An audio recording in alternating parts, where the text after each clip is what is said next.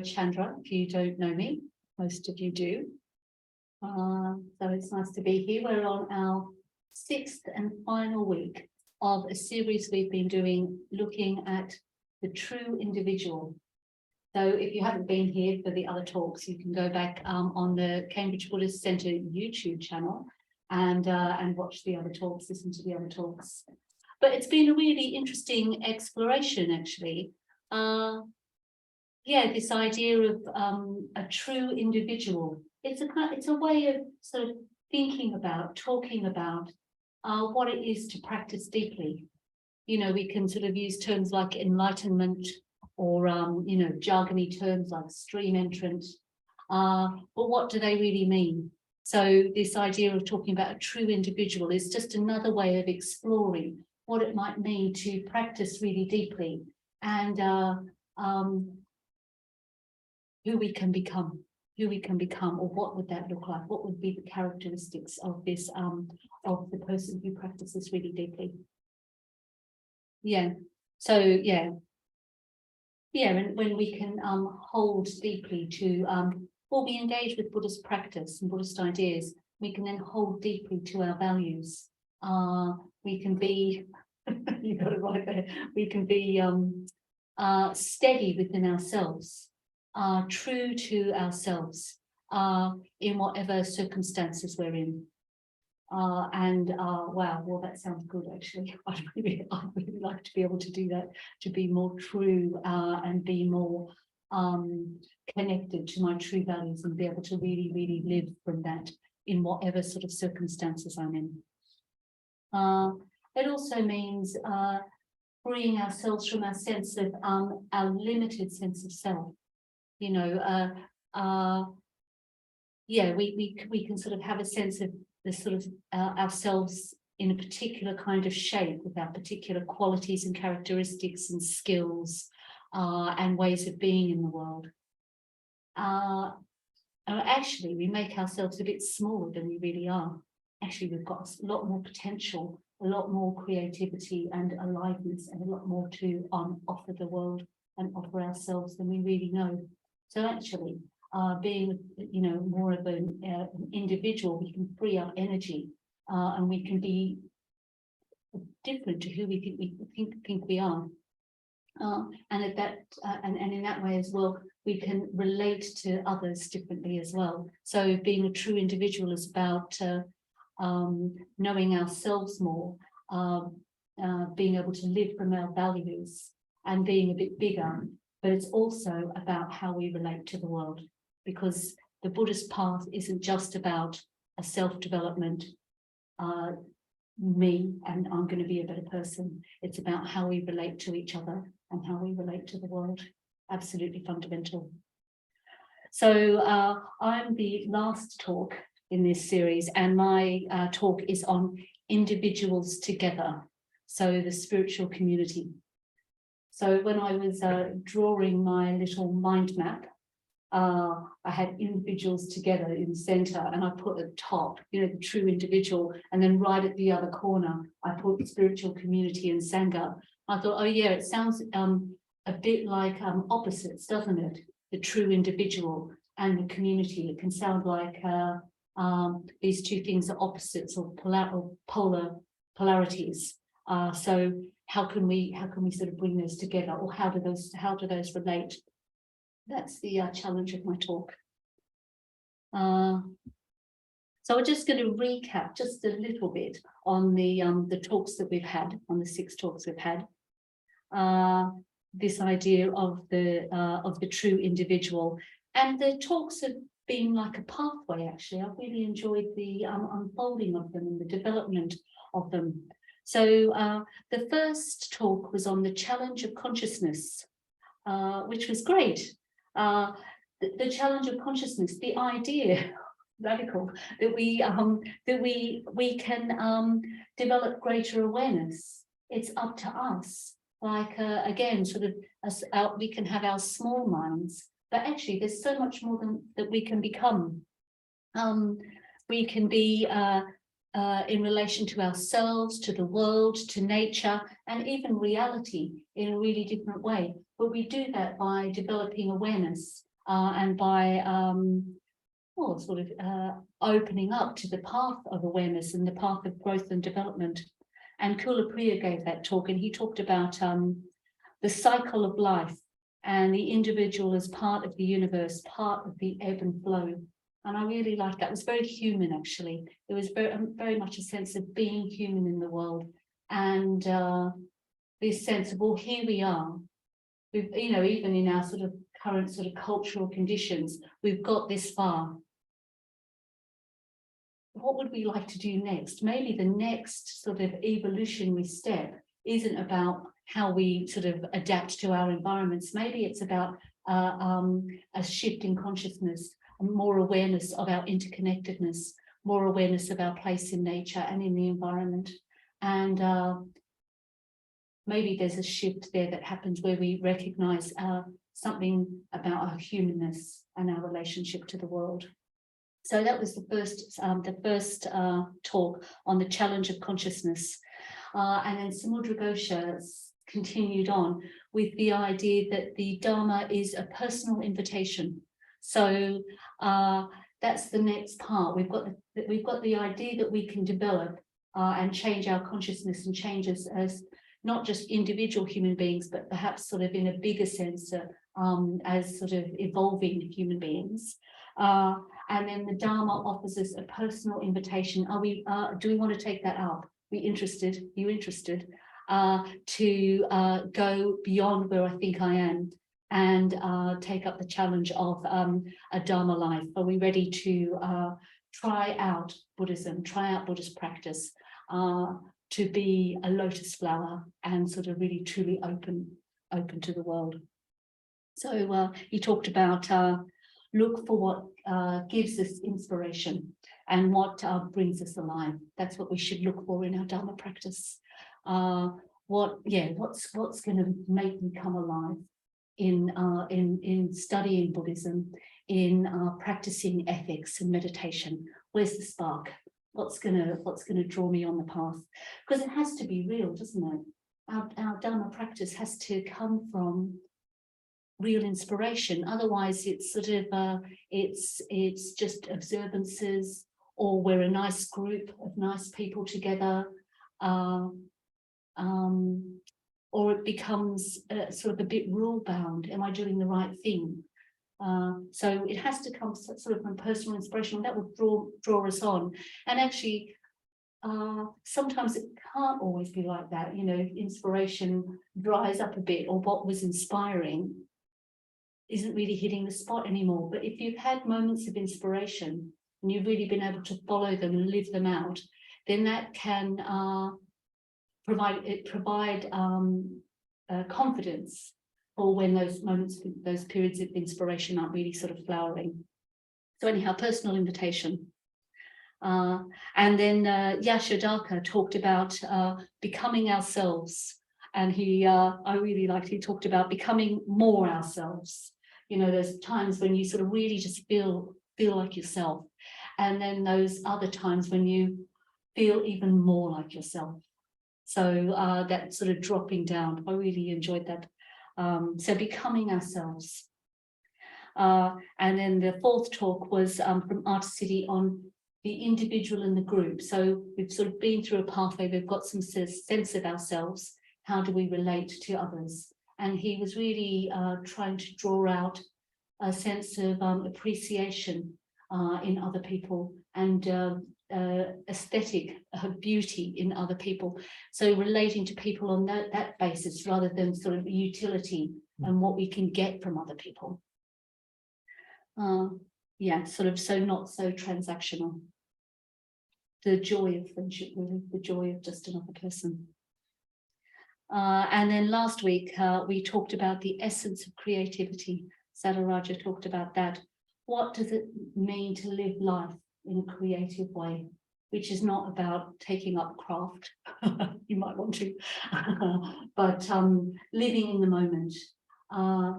Being creative is about being less habitual, being able to be present and knowing when you can sort of respond more creatively rather than being so sort of reactive in our responses. So if we can be more creative in our responses, then also our perception of our relationships and who we are changes. And actually, it's a bit more fun, isn't it? It's a bit more life affirming. That's how I want to live. I want to live more creatively. It's a challenge. You know, I get habitual like everybody else. So then we were talking about the true individual, and the true individual, as we're sort of defining it, has confidence in the path of practice.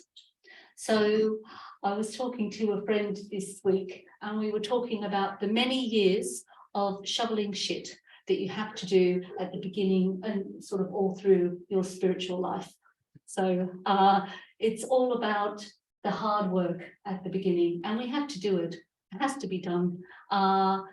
The metta bhavana, mindfulness of breathing, practicing ethics, developing more mindfulness, developing friendships, hard graft, and it will sort of pay off. But actually, we have to put the effort in. But once we've done that, you know, over time, we can develop confidence. I've definitely developed confidence in the path. I've developed confidence in the metta bhavana. I know it's strange and mysterious qualities that has an effect on me and the world in a way that is disproportionate to the actual meditation practice I do. Sometimes my not so focused, not so fantastic metta bhavana practice actually in the day has this great effect. And it's like, oh, it's completely disproportionate to the sort of my scrappy mind on that day. But I'm sort of able to live from something different. So I have confidence in the path of practice. And there's more that I need to practice, more that I need to develop and drop down into. But I can have faith in that first, in that. I can have faith that the Dharma works, that practice works. And so the individual, the true individual, also isn't habitual in their habits and in their responsive. They're creative and dynamic. They are responsive, curious about the world, not sort of, not always sort of having a sort of habitual way of responding to the world. And then the third thing about the true individual is that they've got some experience and some insight into the fact that as a human being, they're not as fixed as they think they are. So that's the path, that's the work that we do, we sort of see, it's like, oh God, I've changed. I can sit here and give a talk, which I would never have thought I could do, even just a few years ago. I'm not fixed and limited, except for where I am fixing myself and limiting myself. I mean, obviously, I'm not going to become a pro tennis champion. Some things are just not possible, nor will I become a sort of a famous dancer, even though in my heart of hearts, I'm a really fantastic dancer. Some things are not going to be able to happen, but my practice shows me that actually I'm not as fixed and as limited as I tell myself. You know, it's a bit of a conversation, isn't it? And my practice tells me that no one else is either. So I can relate to the world in these ways. So a true individual has got these insights. They've got confidence in the path. They've dropped away to some extent some habitual tendencies and have sort of more spontaneity and more responsiveness to more creative, dynamic responses to the situations they're in, the people they encounter. And along with that is a sense of, oh yeah, I've got a sense that I'm not fixed, and actually other people aren't as fixed and limited either. Yeah. So these are the three things that have sort of weakened in their experience, weakened or broken. And actually, in tradition, these three fetters, as they're called, the first three fetters, once these things have been seen through, actually spiritual progress is assured. So these first three fetters are they are real chains that sort of bind the consciousness or sort of limit us. And once these this sense of doubt and doing things by rote and having a sort of fixed sense of self, once those sorts of things have been seen through, actually there's a lot more energy and freedom to sort of put into the spiritual path, and things flow. Practice will flow a lot more easily. Our relationships will open up. My relationship with myself and the world will sort of open up in a different kind of way. So our practice actually as individuals is to become happy, healthy human beings. That is the starting point. We need to have a positive sense of ourselves. The first stage of the Metta Bhavana is absolutely key. We need that positive sense of self. We need to integrate more and more of ourselves, bring more and more of ourselves along. We need to be creative with ourselves. We need to have a relationship with beauty. We need to see what holds us back. We need to see how I relate to myself as superior to some people and inferior to others. I need to know myself. How am I relating to people? How am I categorizing people, and sort of break those habits, break that down a bit, become more aware. A happy, healthy human being, I'm sort of feeling congruent and confident in myself because I'm practicing ethics. So I can take responsibility for myself in the world. I can take responsibility for my mental states and my ethical actions and my relationships with other people. So starting as a happy, healthy human being, and that is not a bad start.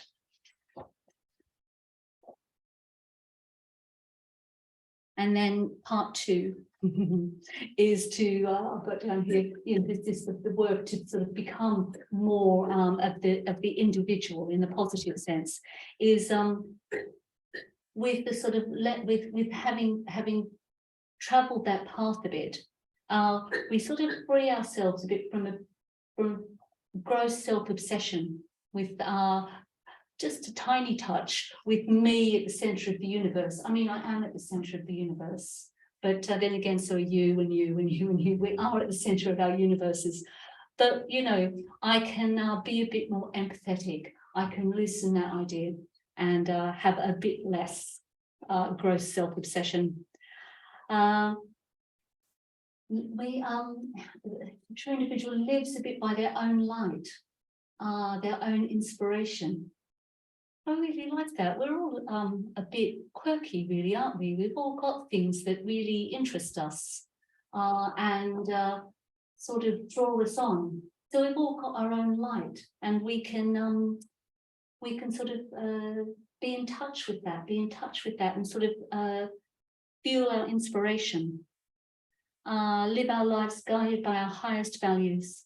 Have confidence that we can grow and develop, and we can feel this. We have this, the other part of it is, of course, a sense of awareness of this growth, awareness of the path that's traveled a bit, and of the shift in our sort of sense of self, the shift in our sense of how we relate to people and the world. So there's that awareness aspect as well. And Yashodhaka gave, or was it Kulapriya? Who gave this great example? I love this. So an acorn, we have this idea of an acorn that grows into an oak tree. But if you talk about self-development to an acorn, I mean, you can try it. It might be a bit of a one-way conversation, but say you could. An acorn would think that they're going to become a really fantastic acorn. Like, I'm going to be a really great acorn, a big acorn. I'm going to be really shiny. The acorn can't imagine the oak tree. So that's also really important to bring in. I can't really imagine my whole potential, just to use that kind of language. I can't really imagine what it is to have a mind that's full of compassion, that is really ready to respond to the person and the situations in front of me. I can't really imagine that person. I just think I'm going to be like a better version of me, like a rebooted version. But actually, whatever this is, it's not me, it's something even better. It has my qualities. A true individual will have my qualities, make the same hand gestures, but it won't just be a sort of me in the way that I see it. There'll be sort of something more like an oak tree. And of course, I'm talking to a forest of really beautiful, wonderful oaks and ashes and aspens and all these sort of wonderful trees. So we've had a little, we've had this series, and I see some people have been here for this series and some people haven't. So let's just get into groups of 4. And are you okay to do this online, Jeremy? So groups of 4. And we'll just have, let's have 10 minutes. We'll have 10 minutes sort of thinking about where we've sort of travelled in this series of the true individual, and maybe what you've picked out from what I've said. And well, what are the qualities? What are the qualities in you that you feel like you'd like to develop?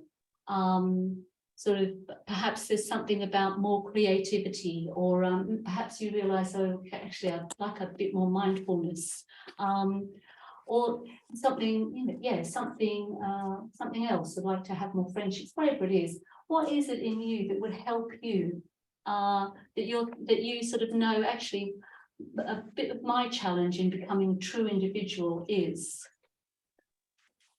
Yeah, so let's just get into pause and just. So I'm really interested to know what some of your qualities were, what some of the discussion was. Would anyone like to share? Someone's being volunteered over there. Was I being volunteered? Yeah, you're being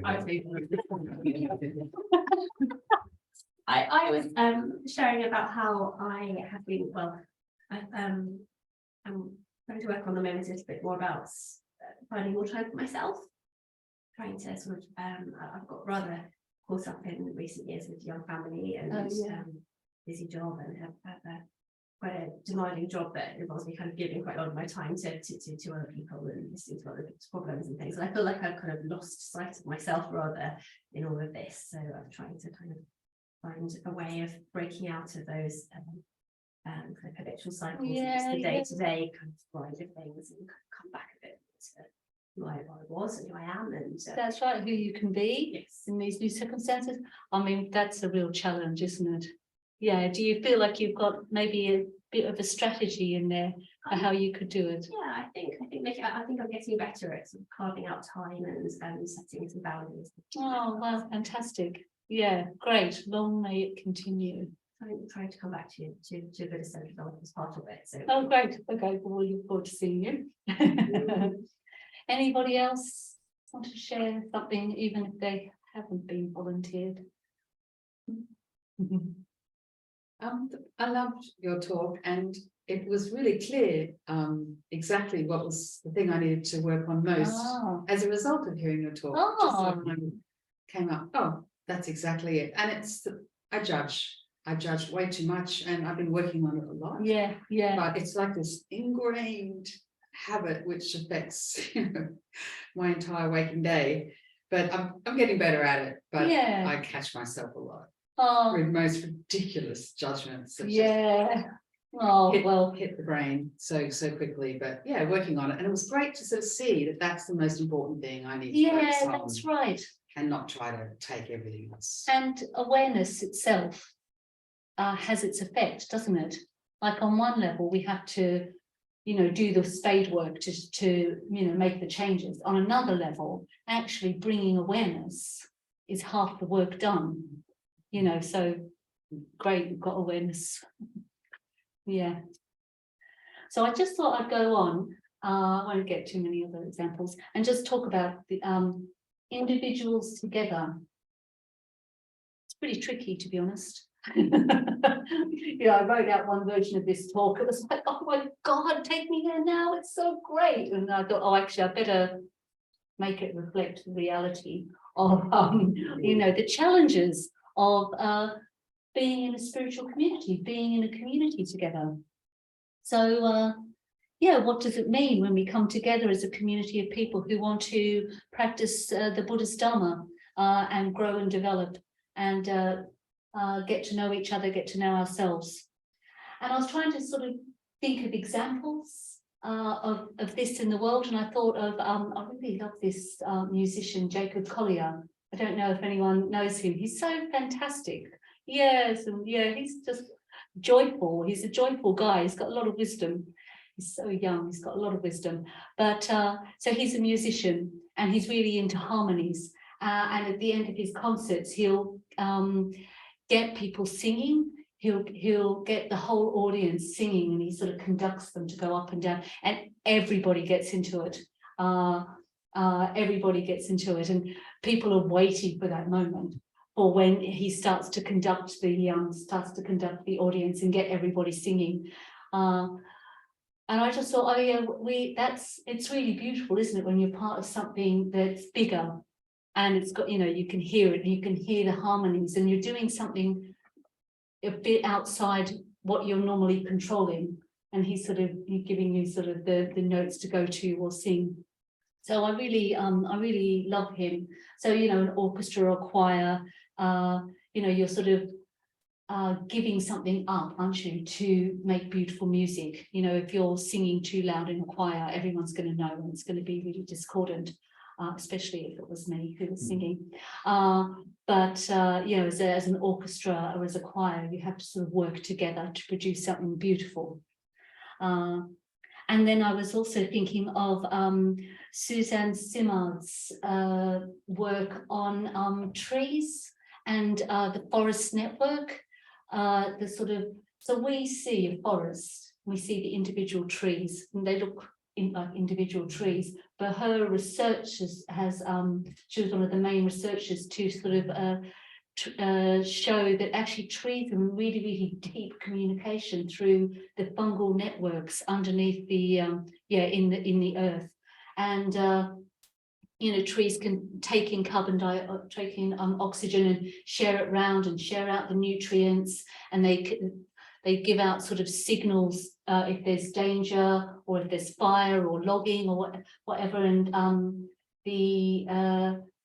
the tree, they have node trees, and they know they know the links to the trees that have been seeded from them, and they know the difference between the ones that haven't been seeded from them. So there's this really, really deep level of interconnectedness and communication going on right under the forest floor. And I thought, oh, well, that's a really good example of a spiritual community in a way. It looks like individuals, but actually there's a sort of really deep, deep interconnectedness that sort of seems to reflect sort of the Buddha's teaching on conditionality and our deep, deep, deep interconnectedness. I feel like I'm an individual sitting over here, but actually as the person giving the talk, I know that I'm also responding to everything that's going on as well. So there's this sort of deep interconnectedness there, even though it seems like it's a forest of individual trees and individual beings. But it's not quite there yet with those examples for the spiritual community. And what's missing is something different, something other. And it's a bit hard to describe.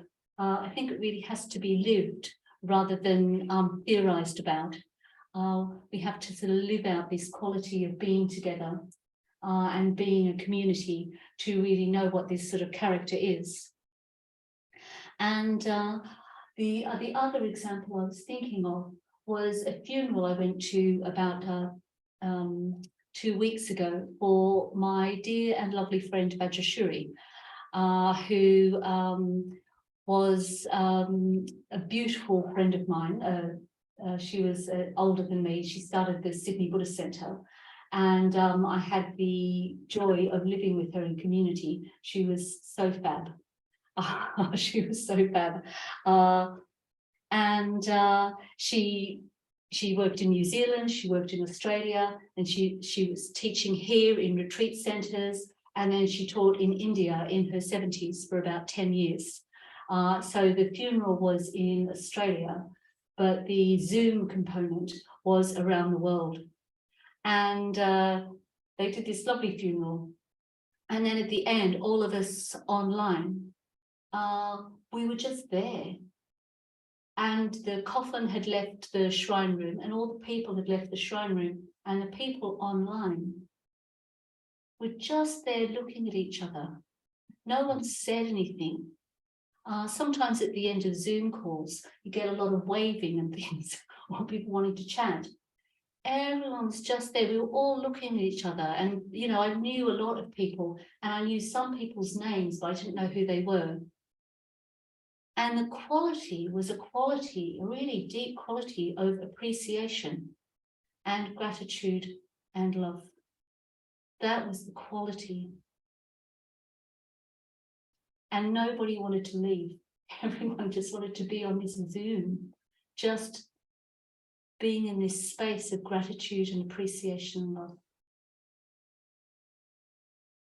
Yeah, it was a very opening experience, very lovely experience. And it was about Vajrashuri. And in fact, she'd had very bad, she'd had Alzheimer's for about the last 3 years of her life.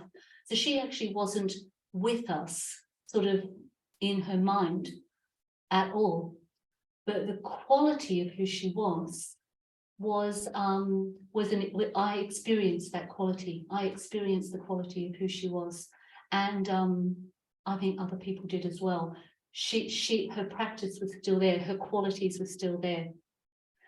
So I think there's something else that's mysterious in those sort of, in the relationships that we can have with people, and especially when there's a sort of a network or a group of people.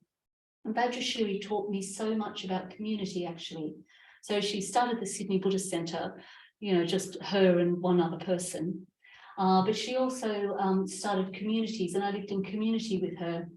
And when I joined the community, she was really old. She was 60 something. So I was quite young, but she seemed really old, but she was so full of energy. So she'd lived such a life. But she was so kind to me all the time when I'd sort of come in late or not do my jobs, or, you know, the dramas of being in your late 20s, falling in love, falling out of love. She was so kind all the time. And in the community, so it was a community of about 6 women living together in this fantastic boarding house at Coogee Beach, looking out over the sea. I just have to throw that in. So I've eaten my breakfast looking out over the beach. Very, very nice. But we'd come together as a community, as a sort of deliberate practice once a week, and we'd eat together, and then we'd start with asking, are we in harmony? And I just found this absolutely radical. Are we in harmony? And we'd sit there, and it's like, well, if I wasn't in harmony with someone or with what was happening, I'd have to bring myself in and talk about it. And then I learned that I couldn't just dump it. Actually, if I wasn't in harmony with someone, I should probably talk to them a bit before we got to that community meeting, and sort of try and work it out and sort of say, oh, I'm really unhappy about X. Or can you tell me why X is happening? So we do this practice of, are we in harmony?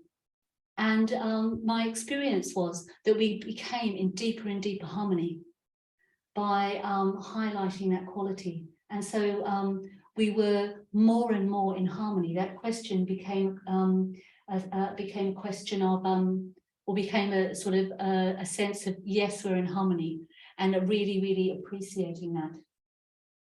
And I also meet every Sunday night with a group of friends to talk about our spiritual practice, to talk about how things are going, ethics, confession, what's happening in our lives. And again, we had a phase with this group of friends where we would start off by chanting the refuges and precepts, which some of you will know, but we do it with a sense of we're looking for actual harmony here, sort of audible harmony. And again, just by tuning in that way to each other, I feel like we really gathered ourselves. We really gathered ourselves into having more harmony, just from a sort of the physical act of sort of just chanting together. So we have these practices, we have these challenges, and this path of community, this path of Sangha. And it can be a real working ground. In Triratna, we often try and have a consensus model of working. So again, you have to sort of, as an individual, I have to bring myself in if I'm not happy with how things are going. So we'll say, is everyone happy with this decision? And it's like, oh God, I'm not that happy with this decision. How can I talk about that? Heartbeats, you know, and I bring myself in and so say, oh, can we talk about this a bit more, please? You know, or you know, will it affect X? So I have to bring myself in. I have to be gutsy enough and trusting enough to bring myself in and have a sort of discussion, and not defensive. Hopefully, you know, hopefully it's not defensive, and hopefully it's not blocking. And hopefully, if I was doing any of those things, that would be fed back to me as well. Sanganath and I are on the council here for the centre, and the premise of that is that we're a group of people working together with friendship as the basis for the model of how we work together, and we do consensus decision making. Buddhist meetings are very long. Oh, again. So it's a challenge, you know, it's like, oh, we'll be going around this again. But anyhow, we have to. That's the practice. The practice is we're all on board. And sometimes it can be, do you know what? I'm not completely on board, but I want you to go ahead. You know, I don't want to block what's happening. I want to go ahead. So there's a sense of working together as a practice, actually, as a practice. We try and sort of have a sense of working with love and connection rather than working through power. So even though the centre has a chair, he doesn't really wield much power. He tries to get us on board, tries to bring us all on board. And we try and have those relationships between each other, so of respect and connection rather than authority and power. And I think to develop some of these qualities in the Sangha, we need a bit of intensity. So we need the contexts to develop these qualities. So we do need to get on retreat. We need to be a community. So come here, but get on retreat, perhaps join teams where we can work together, get to know each other, have the challenge of communication, how to put out the mats, you know. It doesn't have to be difficult, but sometimes it can be. You know, how do we practice ethics? You know, when we're in communication and relationship with each other, these things come up. So the Sangha is a really important context for practice, but in it we have to bring ourselves as individuals. We have to take responsibility for my mental states, for the views that I'm going to put forward, to how I communicate. It's a challenge. It's a challenge to do that. And we were talking a bit earlier about all the patience that we need. Yeah, because, you know, people are weird. I'm weird. You know, it's a challenge, isn't it, to work together, but in harmony. And the other aspect of that is that by working together, by being together, maybe it's on retreat, something can shift in that collection of individuals. When you've got the same sort of intention and the same goal, you might have had this at work or in different sort of places of your life. When you've got a sort of shared vision, something can fall into place in a way or shift how you relate. And something bigger is operating. Something beyond just the individuals is part of the mix of that collective situation. And I've definitely had those times where I've been working with a group of people or living with a group of people, and I felt like something else is going on here. There's a sort of sense of shared and common purpose, energy all moving in the same direction. Any communication issues getting sorted out really quickly. A sense of sort of friendliness and willingness to sort of be flexible and go with someone else's idea. And it's really inspiring. It's really inspiring and energetic. And that is the idea, really. That is the premise behind the order of the Triratna Buddhist order. How can we have an order and a community that has this bigger purpose? The bigger purpose is our own spiritual development, but something beyond that, which is for the benefit of all beings. So when we're working, not just with my own spiritual development in mind and my own development, when there's something else that's bigger than all of us, there's another sort of order of consciousness, you might sort of call it, order of consciousness that can come into play and guide how things happen, things, you know, sort of take things in directions that you sort of might not really know that they're going to go in, but it's all for the best. I think sometimes we have it in study groups or in sort of different contexts where something different happens, we're all together and something sort of different emerges, something that's not mine, it's not yours, it's not even ours, it's not personal in that way, but it's something about the energy of us coming together, but with that altruistic motivation for the benefit of all beings. Because actually, if I want to be free, actually I want everyone to be free. The true individual sort of works or sort of expresses that. It expresses this wish, not just for their own liberation, but for the liberation, the freedom, the happiness, the joy, the connection, the love, the creativity of all human beings and all beings, actually. Let's include all beings, including those sort of fungal networks underneath the forests.